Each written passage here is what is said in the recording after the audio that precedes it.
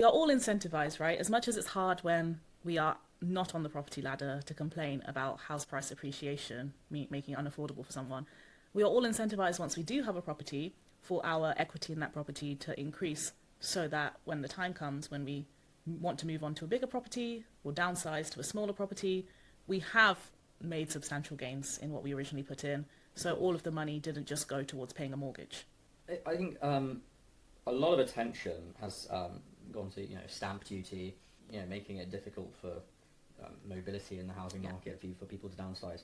And the Labour government now, I know they're as our government, the solution in their opinion is building more houses, which of course is true. Mm-hmm. If you increase supply, it will stop the massive inflation in house prices. But do you think the government has sort of let banks get out of control with how they're allowing people to borrow for mortgages? You have to put less and less down for a deposit. Mm-hmm. You can have longer and longer mortgages. You can remortgage your house next in your home to buy another home. Yeah. Maybe is that beneficial? Should you have to sell your home if you want to downsize, or buy a new home? Who knows? I mean, it seems like all these issues come from lending practices by banks that are sort of incentivized by government policy. Interesting. I think it's an angle that not many people talk about. So let me get this clear. You think it's the responsibility of the governments to regulate the banks lending, which it does already. It does. And the banks are being allowed to offer more and more like risky products, say, to their. It's not necessarily risky. It's just it's just. Well, having a lower deposit is risky. Having to pay it off over a longer time is risky. I suppose, but it's just this ratcheting up of subsidised demand that isn't really fixing the root problem, which is what. But again, someone would say the root problem is the houses are way too unaffordable for incomes. But I don't even think it's okay. But why? I don't even think it's that, right? It doesn't. The ratio of someone's salary to the house price is what matters. And I think people fixate way too much on the house price side of the equation, which obviously is a problem because it's going up. But again, for a lot of people, it's not a problem. For a very specific generation, let's say, that is a huge problem. For a lot of people, they'll be quite happy to continue the securitization of housing and assets to keep going up. No one talks about the income issue. And we have to do a whole podcast on just like youth unemployment issue, like white collar jobs, all of that. But if you want this ratio of income to like borrowing, which is currently at like 8%, like ratio, your average house price is 8% of the average income, to go down, graduate incomes also need to increase. The incomes of like working people who work for money, do need to come up at some point, because that's also been flatlining for a number of years if you adjust for inflation. Even if you don't adjust for inflation, every time there's a FD article about this, there's always a commenter in the comments saying, oh, when I used to work for Deloitte in 2011 and the entry-level salary was 22,000, what is it now? 25,000. So that's also a huge part of the equation no one talks about in the income to house price ratio is income. But why are we focusing so much on the banks and like frankly, risky mortgage lending practices when the government imposes so many, let's say, regressive taxes on transferring assets anyway, such as stamp duty? Such as, even if you are moving from your primary residence to another primary residence, which you should not be charged stamp duty, right? Because if you only own one home, you should be able to move from one to the other. You still have to pay the stamp duty up front as if you are buying a second home, and then you get a refund on it because you've sold your primary house. Why should that even be the case? Well, it shouldn't. I think that the nation's sort of collective mindset has shifted on that. I mean, Kimi Badenoch has at party conference, we had a fantastic speech, defying expectations. We expected his party conference honestly to be the end of Kenny, but she did have a fantastic speech from the last day of conference, and one of her policies was the stamp duty question. Yeah. Addressing that hasn't been addressed for a long time. Yeah, I've been talking about this for 5 years. Yeah. I think many people in the know have been talking about this. It's been very popular in YIMBY circles. The Georgists are a big fan of this, to the extent that they exist in the Conservative Party. But I think this is one of the very easy issues Labour could address and straight away take the wheels Yeah. out of Kenny's campaign for But 2021. they won't do it because they have no incentive to. The levels of stamp duty being kept so low, as in like the bands that you need to reach before you pay stamp duty are so low that there's so much fiscal drag induced by letting house prices go rampant while people are buying more and more expensive houses with like basically zero relief. That it's a huge moneymaker for the government. Why would you get rid of that? You do nothing. You don't have to change any policies, so you don't have to disturb any markets or make any headlines. And every year, you earn more revenue from this policy just by leaving bans unchanged. It's exactly the way it works with income bans for income tax, right? So it's just an easy way to generate revenue. Exactly, and it's really easy to lean on because the messaging you say to the general public, people that live outside of London, is, oh, shouldn't these millionaires buying £1 million properties in London, shouldn't they be taxed 50,000, right? But a million is like an average family home in London, a pretty small one, if you ask me. That's probably a problem in and of itself. It isn't, though. This is one of the most populous cities in the world. Like, we have lots of people that want to live and work here. It's a huge attractor, but you are pricing out people who need to work and, have a slightly bigger home so that they can raise a family. You're pricing those people out by forcing them to pay additional levels of stamp duty by pointing to their like this idea that a million is a huge figure. A million is not a huge figure anymore in this day and age with inflation. And saying, well, these are super rich people. These aren't super rich people. These are your average white collar workers in London trying to buy their first or second property. Your parents' house, if you looked at it, would fall into multiple stamp duty brackets if you tried to purchase it now. So it's a really complex issue, and that's why stamp duty is staying exactly the way it is. I mean, Rachel Reeves, please surprise me next week, but because by doing nothing, she raises a lot of money by taxing the people she said she wasn't taxing, which is working people. Because if you are an actual millionaire, as we call it, Yeah. but let me give you, it's very hard to define working people. Let's define unworking people, right? Yeah. For a second. If you are someone that can afford to buy in syndicated housing, so if you buy more than 6 properties in one transaction, I don't know if the rules have changed, but last time I looked, no stamp duty. If you buy through a company that already has the assets to buy, like you pay a flat rate of might be 19% stamp duty. But like what I'm saying is there is discrepancies between what we charge people that have to buy mortgaged properties with loans in central and zone 3 or 4 of London to just get like a 4-bed semi is not the same as what actual millionaires in prime central London are buying as investment assets, these new luxury apartment blocks that are springing up everywhere. We're building plenty of those, by the way. A lot of them go unoccupied and empty, but where the zoning that we've devised is, oh, we should only build skyscrapers in like prime central London, like zone 1. So they're building loads of skyscrapers that no one can afford. And they're not made for people to afford and live in. They're made for investors and foreign direct investment to just buy up as securities. Well, I mean, empty units should ideally probably be incentivized to be sold, right? Would you be happy if next week in Reeves's budget we had a proposal? I think a lot of people have been talking about this. An empty bedroom tax or something like that? Oh my god, no.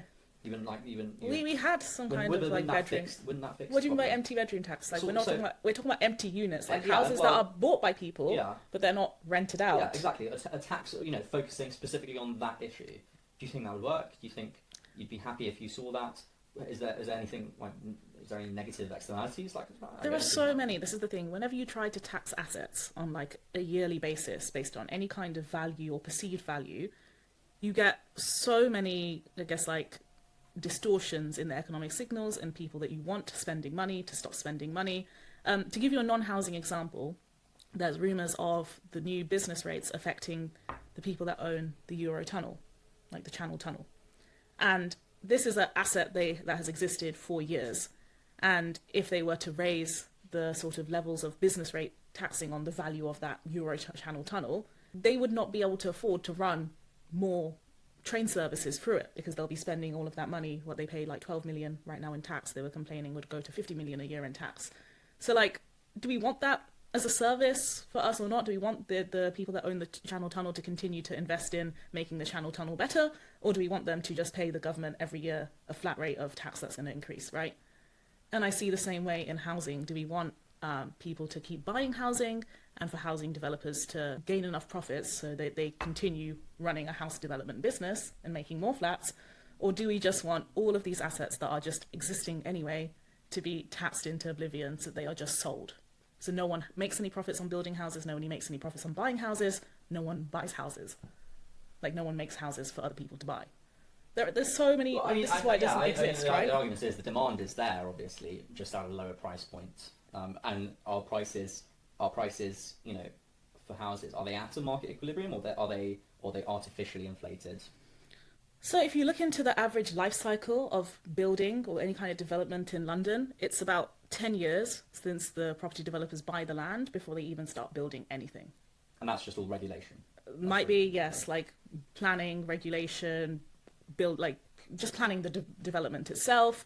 I don't know if it's all regulation or not. I shouldn't make sweeping claims. But if you are sitting on an investment, right? If you have made a purchase of a house in 2000, or let's call it 10 grand, and then you've sat on it for 10 years and you've been told, you've told your investors you're going to make a 300% return on it or 200% return on it, and you've just sat on it for say 20 years before it was sold for 100 grand. Okay, on paper maybe you've made 10x your money, but you've spent the cost building on your bit of land. You've had to market it, you've had to pay a team of people to work, sell, regulate, speak to the council. Like, you have all these expenses. At the end of the 10 years, 20 years, are you even making a profit if you've held the land for that long and you have yearly costs associated with it? I think holding undeveloped land is probably they're not disincentivized enough. They're not holding the undeveloped land. They're building on it over the course of the 20 years. Okay, Yeah. so they're making major investments, spending major amounts of capital, employing lots of people to develop the land, and then at the end of 20 years, if you've only made a 10x profit on it, that's not profitable. Like 10x return, I should say. Then you take away your expenses. That's not profitable. So I can see where they're coming from, because it takes us an extraordinary amount of time to actually build anything in this country. What incentive do these development companies actually have to build things geared towards the average person, instead of just building in, again, Zone 1 London, where they're given the clearance to build multi-storey housing in the first place, so they can build as many units as they deem profitable, and then they sell it to the highest bidder, the richest people, because it's been so expensive to acquire that land and build there in the first place. Yeah. This is a really complex issue, and I don't think there's enough understanding of the business side of things. And I'm not trying to shill for businesses or capitalism or anything in that way. There are many flaws, but unless you understand the system in which you operate, and unless you understand what the profit mechanisms are, you can't just make sweeping statements like we should build more houses. That's not going to happen. Who's going to build more houses? The overstretched government is going to step in and start building its own houses with all of its regulations and chains and bureaucracy. They're going to start doing that. Well, that's certainly something that has to be dealt with first. And of course, the government wouldn't regulate itself, ideally, as much as they do. They regulate private developers. Yeah. I think this is a major criticism in the US. I think Ezra Klein has New Book Abundance, and I think he argues that government projects, of course, should be held to a bit of a lower standard in terms of environmental regulation. Don't quote me on this, but I think that's true. I mean, you see absurd things where the government is trying to incentivize affordable housing, but they require state-of-the-art air filtration units if they're within this distance of a highway. They require washer dryer installation in every unit rather than a communal. And I know that this is not if we're used to washer dryer units or our units, that's fine, and that's obviously preferable. But we have to understand these are affordable units for people who don't really have much else of a choice. And if these are the things that are blocking entire developments, I think people would rather live in a unit without state-of-the-art air filtration and washer dryer units in every apartment than living in an HMO where they have to share a kitchen and be in a much worse place, or remaining with parents or on the streets in some cases.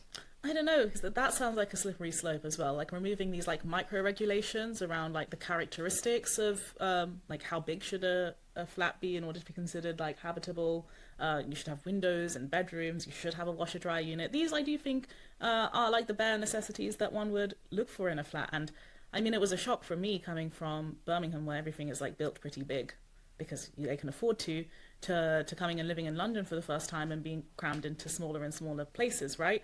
And it's very easy to normalize that. It's very easy to say, well, a shoebox is better than nothing, a shoebox is better than a HMO. But I think there are probably bigger regulations that are causing bigger issues that we should address first, right? Like not building next to a highway without the same filter system, or like Yeah. regulations and things. Well, in the UK, there's a lot of silly things like this. Yeah. Entire developments are stopped because they found a rare species of jumping spider. Right. Yeah. Or they have to consider, like a bird habitation brick. They need to now import a bunch of these bricks that birds can live in.